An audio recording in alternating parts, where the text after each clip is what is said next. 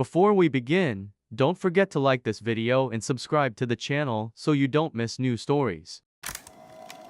A 9-year-old boy goes to the cinema and mysteriously disappears. This story appears on the pages of newspapers all over America. Dozens of suspects, 6 months of searching, all in vain. Suddenly, the police find the boy on the other side of the country. He is being returned home to Los Angeles.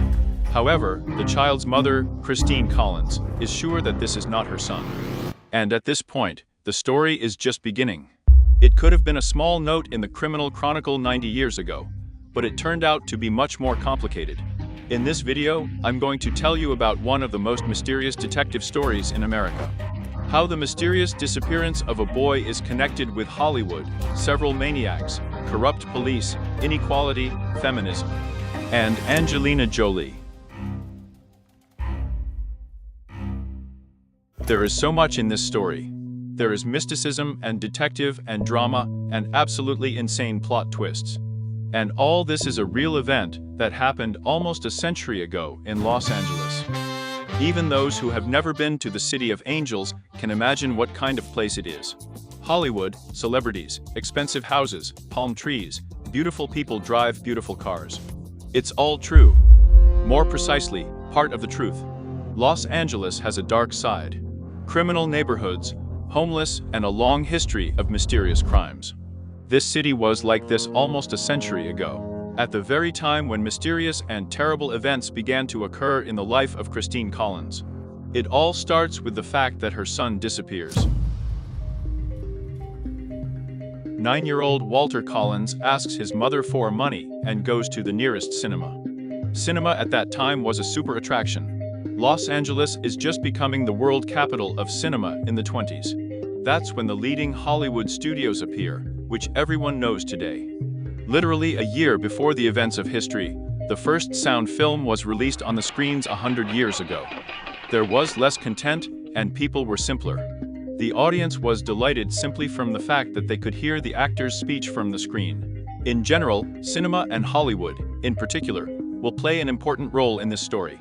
So, on the afternoon of the 10th of March, Walter Collins goes to the cinema. In the evening, his mother expects her son for dinner, but he does not come. Any parent in such a situation begins to worry, but Kristen worries doubly. Firstly, Walter has always been a responsible child. His mother was a telephone operator and spent a lot of time at work.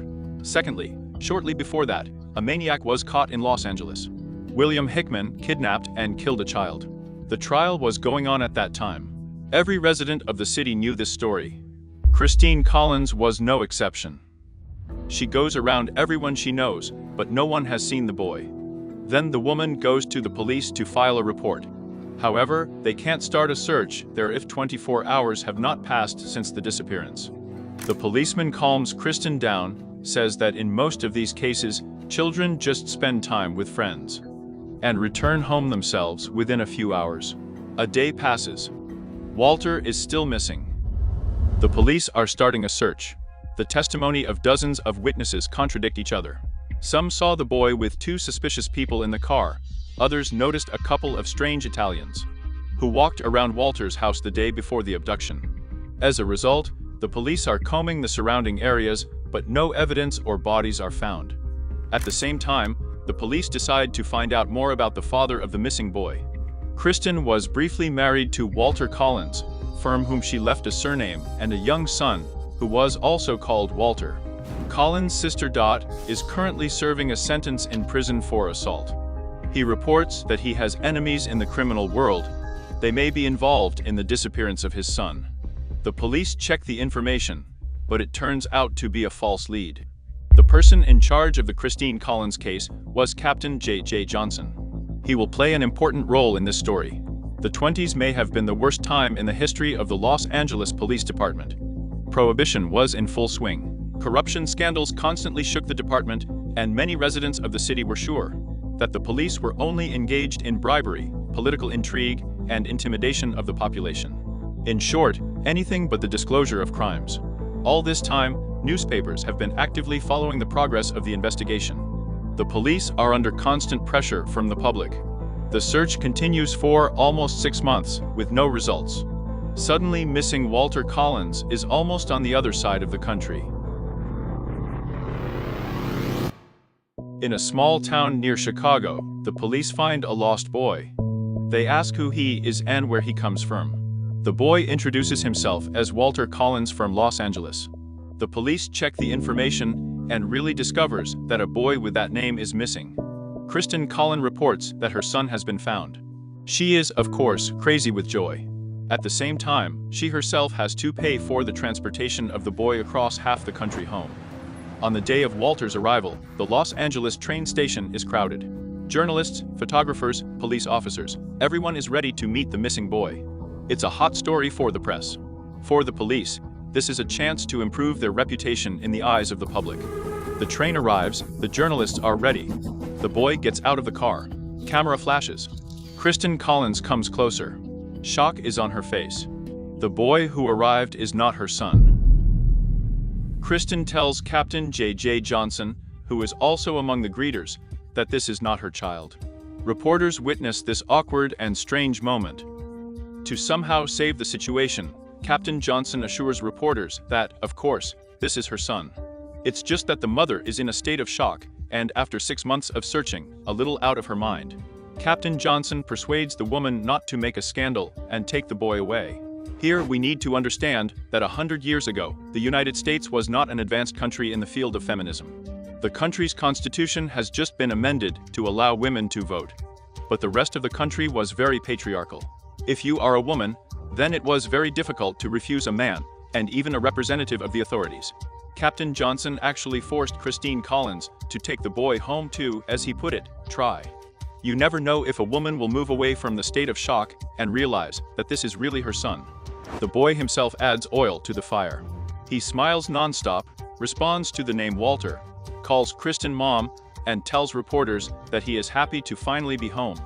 A photograph taken immediately after the meeting at the train station has been preserved, a confused woman and a happy boy.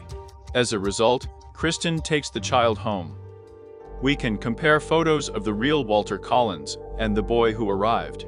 Yes, they are a little similar, but the mother, even after a 6-month break, will definitely notice the difference. However, no one was interested. The journalists got the story, the police closed the case, everyone is happy. Except for Kristen Collins. Just imagine the level of insanity going on in a poor woman's life. Everyone around, the police, the reporters are sure that this is your child. There's a boy running around the house who insists on calling you mom. But at this moment, you are sure that this is not your son, a ready-made plot for Franz Kafka. At this point, Kristen needs to find some rational proof of her rightness in order to make sure that she is in her right mind. In the evening, she gives the boy her son's pajamas. He puts it on. The pajamas are longer. Kristen realizes that she is not crazy. The boy is definitely not her son. But most importantly, the real Walter Collins has still not been found. However, the police have already announced that they have successfully closed the case. Given the context, they themselves will never admit that they screwed up. Therefore, Kristen needs to take the situation into her own hands. First, to prove that the found boy is an imposter, Kristen Collins takes the boy to the dentist. He gives the conclusion that the structure of his teeth does not correspond to the history of Walter Collins' records. With this conclusion, Kristen comes to Captain J.J. Johnson.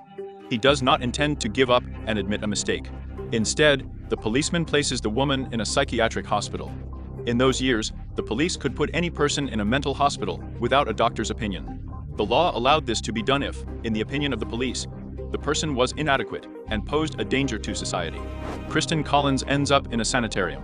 At this moment, it seems that everything is lost.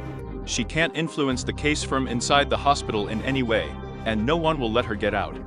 Kristen understands that she can spend the rest of her life in these walls. Meanwhile, journalists, wanting to get more details of a high-profile case, do not calm down. They are trying to find out how the miraculously found boy ended up on the other side of the country, and what did he do these 6 months. However, the child could not intelligibly answer any of these questions.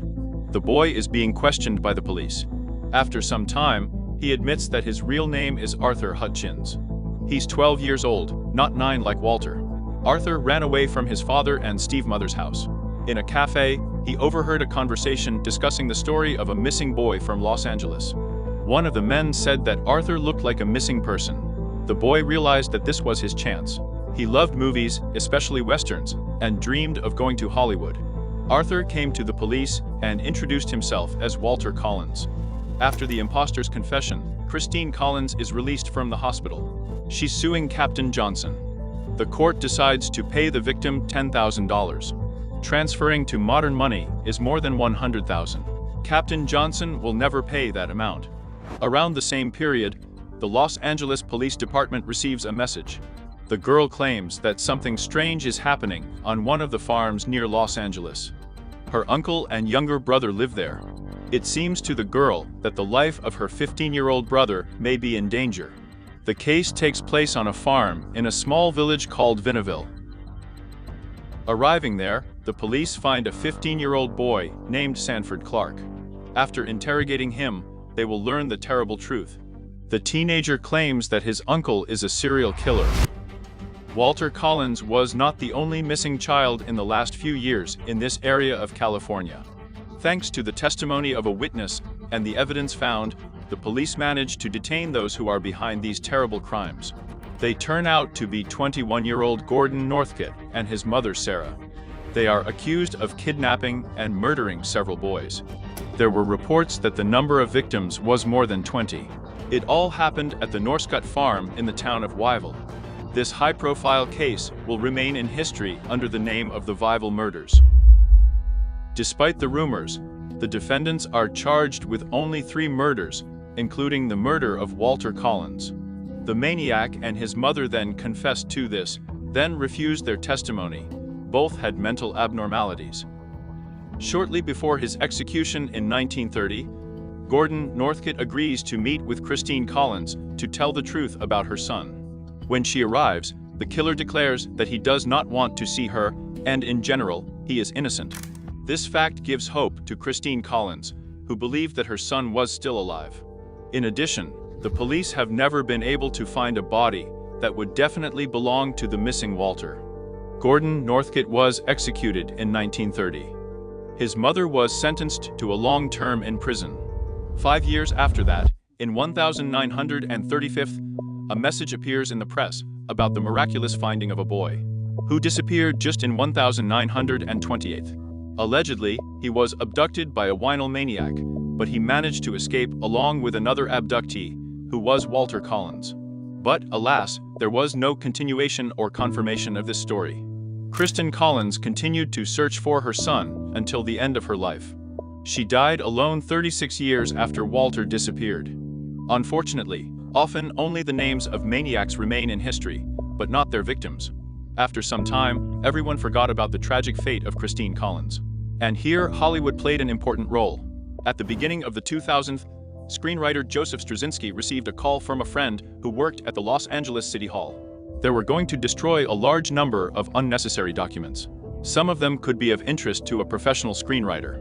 That's how Joseph stumbled upon the hearing on the case of Christine Collins.